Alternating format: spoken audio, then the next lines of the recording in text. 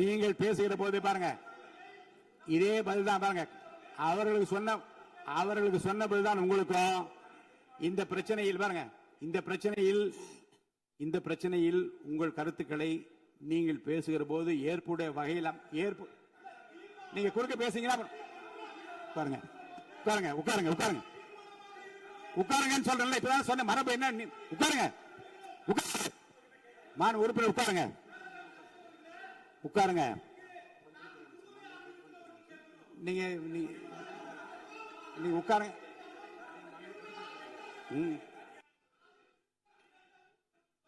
இப்பதான் சொன்னேன். நீங்க வந்து இந்த பாருங்க, இந்த பேரவைத் தலைவர் நிற்கிற போது உட்காரணும்னு சொல்லியிருக்கேன். நீங்க அதுதான் அந்த ஓரியன்டேஷன் கோர்ஸ்க்கெல்லாம் நீங்க வந்திருந்தா என்னென்ன எப்படி நடந்து கொள்ள வேண்டியதுதான் அழகாக பயிற்சி கொடுத்தார்கள். பேரவை நிற்கிற போது உட்கார, ப்ளீஸ் உட்காருங்க, உட்காருங்க உட்காருங்க உட்காருங்க உட்காருங்க உட்காருங்க. எதுவும் அவர்கள் பேசுகிற எதுவும் அவை குறிப்பில் வராது.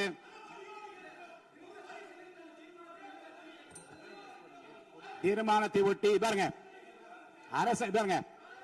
அரசால் முன்மொழியப்பட்ட அந்த தீர்மானத்தை பற்றி பேச அனுமதிப்பதா இல்லையா என்பதை பற்றி முடிவு ஆய்வில் உள்ளது. ஏற்கனவே கடிதம் கொடுத்திருக்கிறீர்கள். உட்காருங்க, அமைதியா உட்காருங்க. இப்போது பேச அனுமதி இல்லை. தொடர்ந்து நீங்கள் வற்புறுத்தீர்களானால் முடியாது என்ற பதிலை தவிர வேறு பதில் இல்லை. அமைதியா உட்காருங்க, உட்காருங்க ப்ளீஸ்.